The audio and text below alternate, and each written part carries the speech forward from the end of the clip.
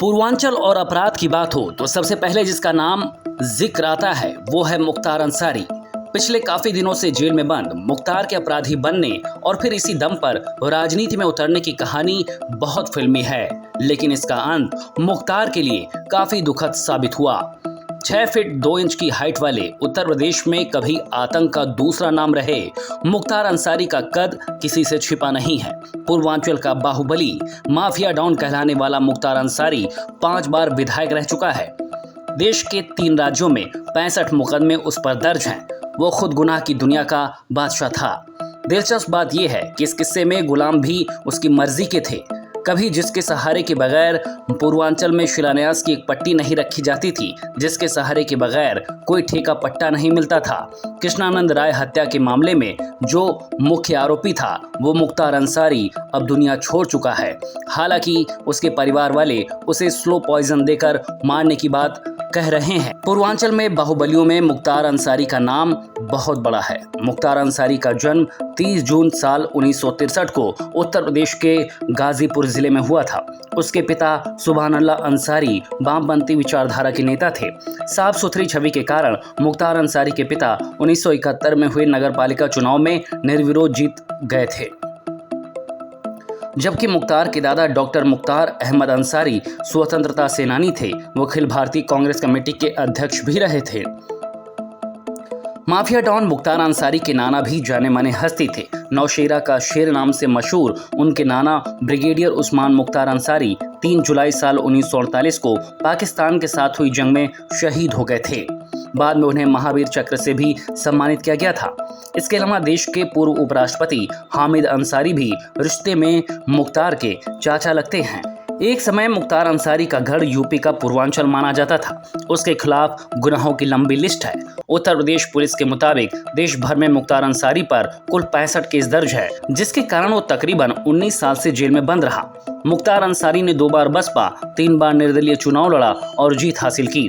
पूर्वांचल के मऊ, बलिया, गाजीपुर, चंदौली, आजमगढ़ और वाराणसी समेत कई दूसरे जिलों में मुख्तार का दबदबा रहा।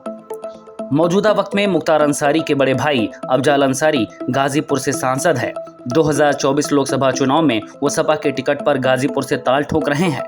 मुख्तार का बड़ा बेटा अब्बास अंसारी मऊ सदर विधानसभा सीट से विधायक है, जबकि भतीजा सोहेब अंसारी भी गाजीपुर की मोहम्मदाबाद सीट से विधायक है। 1985 में मुख्तार के बड़े भाई अफजाल अंसारी मोहम्मदाबाद विधानसभा से चुनाव जीते थे। मुख्तार अंसारी इस दौरान स्कूल में था। गाजीपुर इंटर कॉलेज में पढ़ने के दौरान ही मुख्तार अंसारी ने साधु सिंह का गिरोह ज्वाइन कर लिया था। उस समय पूर्वांचल में सरकार का राज कम, माफिया राज ज्यादा चल रहा था। साधु सिंह की गैंग में रहने के दौरान मुख्तार अंसारी की माफिया ब्रजेश सिंह से अदावत हो गई। कॉलेज के दिनों की दुश्मनी कुछ ही सालों में खूंखार गैंगवार में तब्दील हो गई। 1995 आते आते मुख्तार मोस्ट वांटेड बन चुका था। वो समझ चुका था कि अगर बाहुबली और मोस्ट वांटेड होकर भी पुलिस और कानून से बचना है, उनसे आंख मिचौली करनी है, तो सियासत की शरण में जाना होगा।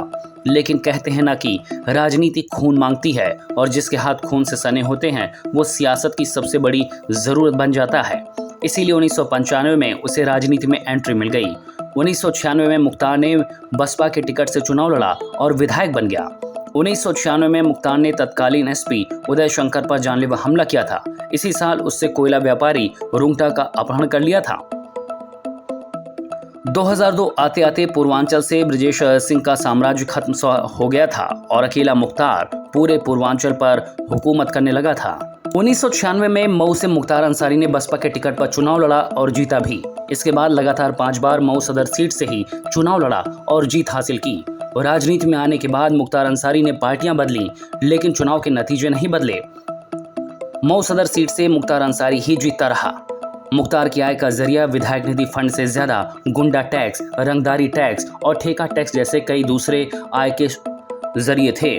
कुछ ही सालों में जराइम की दुनिया में मुख्तार एक बड़ा नाम हो चुका था। खुली सड़क में चुनाव के दौरान AK-47 लहराने का उसका वीडियो भी काफी चर्चा में रहा था। इसके साथ ही कृष्णानंद राय की हत्या के मामले में मुख्तार ही मुख्य आरोपी बताया जा रहा था। योगी सरकार ने उत्तर प्रदेश में मुख्तार अंसारी पर शिकंजा कस दिया था। उस पर 52 मुकदमे चल रहे थे। यूपी सरकार की कोशिश मुख्तार को 15 मामलों में जल्द सजा दिलाने की थी।